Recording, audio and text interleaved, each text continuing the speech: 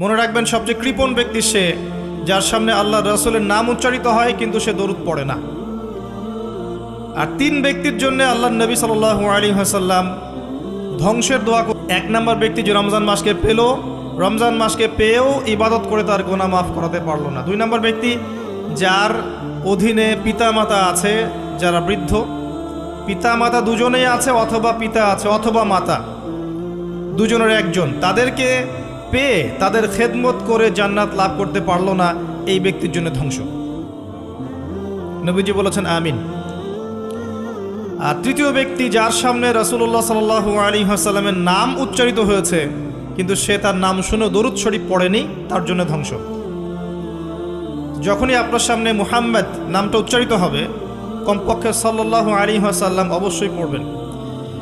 একবার দরুদ শরীফ পড়লে 10টা নেকি হয়, 10টা